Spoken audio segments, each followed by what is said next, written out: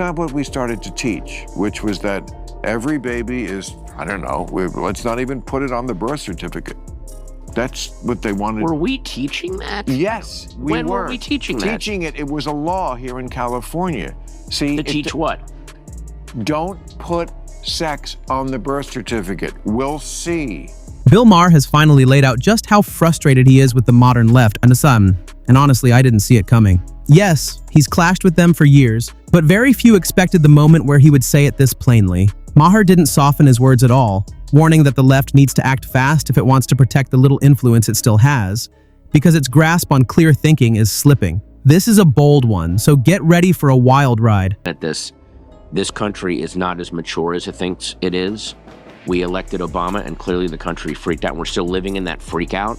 We are not as progressed and evolved and intelligent as we think we are, because we keep freaking out about this stuff.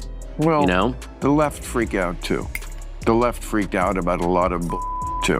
What did they freak out about? Gender, race, parenthood, schools, homelessness, crime, the border, education.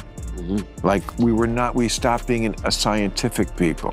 Marsh starts by laying out every reason he's finally stepping away from the left, and his argument only grows stronger as he wraps up. According to him, the left has stepped away from basic science. It's tough to challenge that point when so many now treat biological facts as optional or act as if someone can switch identities with a simple statement. It becomes nearly impossible to pretend that reason is still part of the conversation. Eventually, you have to call it what it is: a clear refusal to accept the most basic scientific realities.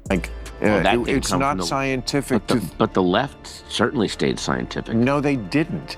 Why not? Because they think gender. Ma makes it crystal clear that one of the major reasons the left stumbled in the election was their intense focus on gender identity. He argued that they pushed the issue far past reasonable limits, bringing forward ideas that most everyday Americans never asked for or supported. According to Ma, this constant overreach didn't just push away moderates, it alienated a much wider group of voters. Instead of addressing practical concerns like the economy, public safety, and schools, they fixated on rewriting basic biological language and demanding agreement from everyone. Many voters found this approach deeply off-putting. The final election results showed exactly that. The left turned a small ideological argument into a nationwide crusade, and in the process caused its own downfall.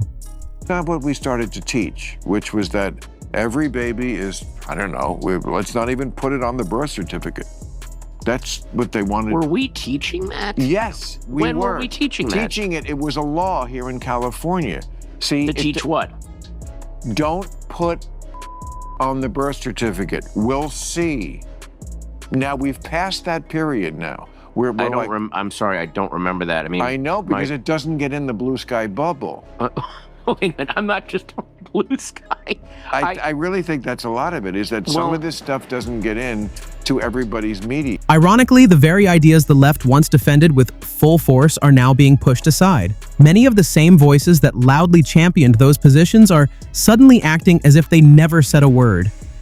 It's almost as though the internet vanished and no one can look back at what was said. But anyone who lived through the past few years knows exactly what happened. They eagerly promoted every debate around gender identity and insisted that disagreeing with even a small part of it made you the villain. They treated the issue like a moral mission. Now that politics have shifted and the results of those choices are impossible to ignore, they're scrambling to distance themselves from the very beliefs they once stood behind so confidently. Capitalist South Korea at night from space. Here's socialist North Korea. Yeah. In 1990, Venezuela was wealthier than Poland. But then Poland, finally free of Soviet-style economics, went all in on capitalism. And now their economy is as big as Japan. And people there have high wages, low inflation, cars, vacations, homes. Meanwhile, Venezuela traded capitalism for Hugo Chavez's socialism for the 21st century, which turned out to be like socialism in the last century, or any century, a mess.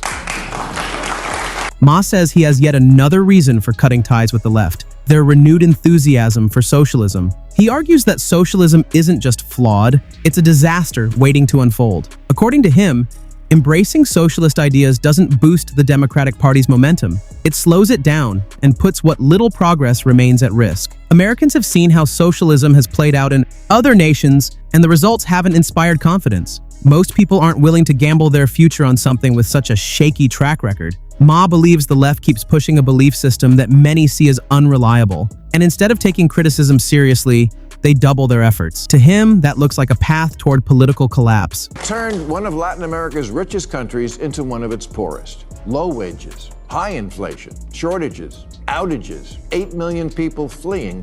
If you think New York can somehow reinvent this wheel, you're in for a rude awakening. New York seems convinced it can reinvent socialism, fix its flaws, polish its rough edges, and somehow succeed where every earlier version has fallen apart. Lawmakers there talk and act as if they've uncovered a smarter, more refined version of the same old ideology, but Ma isn't buying it. He argues that New York is heading straight toward the same problems other nations faced. In his view, socialism leads to identical outcomes no matter how it's packaged. Financial struggle, overwhelming government involvement, and a slow erosion of individual freedom. New York won't rewrite that pattern. It's repeating a story we've already seen many times, and the ending has never changed. For 66 years, Playboy magazine was also a fact of American life.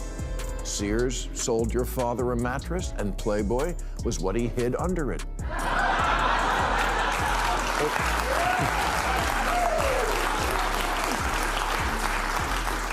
It was a surefire product. Pictures of tits, and then 25 cartoons about Santa Claus. Plus real journalism. You could read an interview with Carter while enjoying photos of Bush.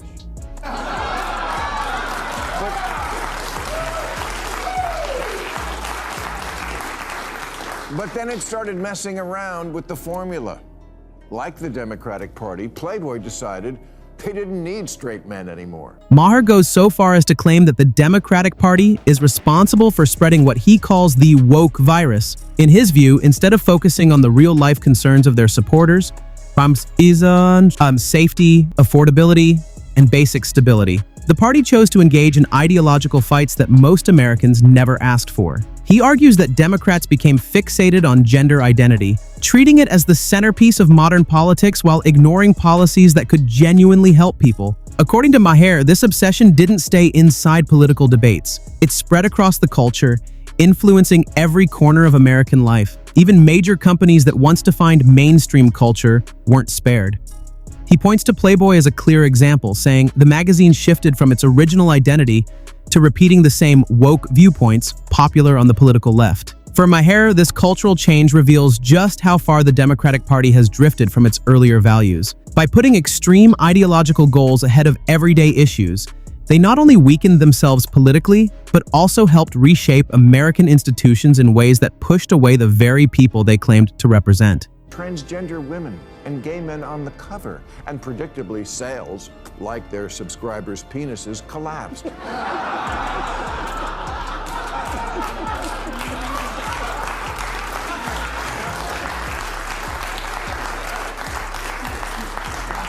The staff began using terms like intersectionality, positivity, and privileging, and in response, Playboy readers used terms like no thanks, get the out of here, and bye-bye.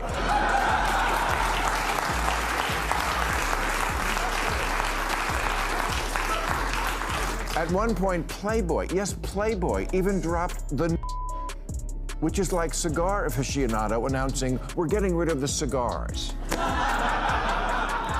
It went from entertainment for men to re-education for nobody, and enlightened their way to unpopularity. Meanwhile, Kim Kardashian posed for another magazine and broke the internet with her ass. According to Maher, any group that rushed to embrace the woke trend, including the Democratic Party, ended up paying a steep price. Adopting these ideas wasn't just a cultural gamble. For many major companies, it became a financial disaster. Businesses that were once powerhouses drifted away from the values that built their success, pushing away loyal customers and weakening the very identities that made them recognizable. For some brands, the fallout hit fast. Stock prices tumbled, sales dropped, and longtime supporters walked away in frustration.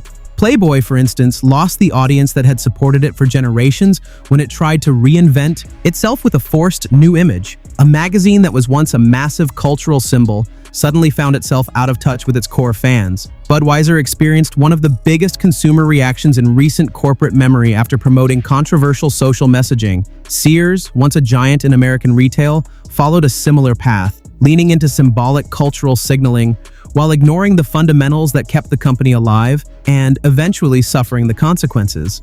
Maher argues that these brands didn't just miscalculate their strategies, they misunderstood the people who actually kept their businesses running. In their rush to gain ideological approval, they abandoned the very customers who supported them, and the market responded harshly. Sometimes you gotta give the people what they want.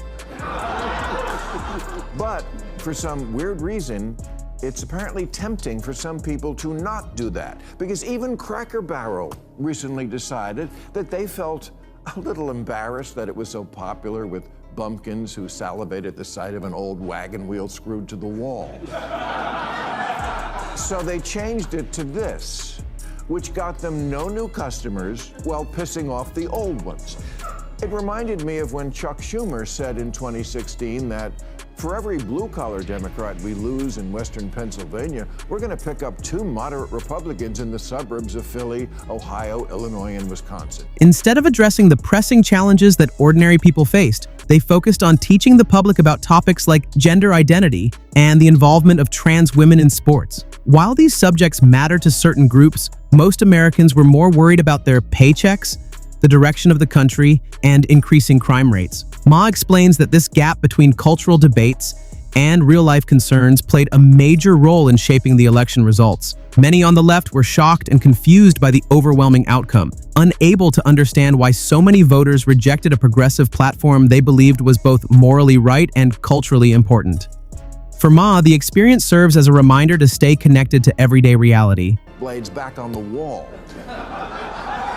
Democrats don't seem to be doing that. They still seem to want to be that upscale store that impresses celebrities. Anybody remember Barney's? It was this store in New York that started in the 1920s, as a discount clothing joint on unfashionable, grimy 7th Avenue, a place where their customers, the working man, could get a decent suit at a very reasonable price. I remember going there in 1993 to get my wardrobe for a new show Comedy Central was launching called Politically Incorrect. That the Democratic National Committee should have carefully reviewed its past mistakes and shifted course after recognizing the errors that cost them key elections. Instead, the party appears to be doubling down on the same strategies that pushed voters away rather than correcting them. Ma finds this baffling. How can a political party that lost support due to its intense focus on woke issues respond by embracing an even more divisive socialist agenda? To him, it defies basic political logic. Rather than rebuilding trust, the party seems determined to further distance itself from the public. Ma emphasizes that this isn't just a minor misstep. The concerns of everyday Americans, fumes, inflation, safety, are being ignored while the DNC pursues ideological experiments that lack broad support. This pattern, he warns, is troubling. By continuing to adopt policies that risk repeating past failures, the left is undermining both its reputation and its chances in future elections.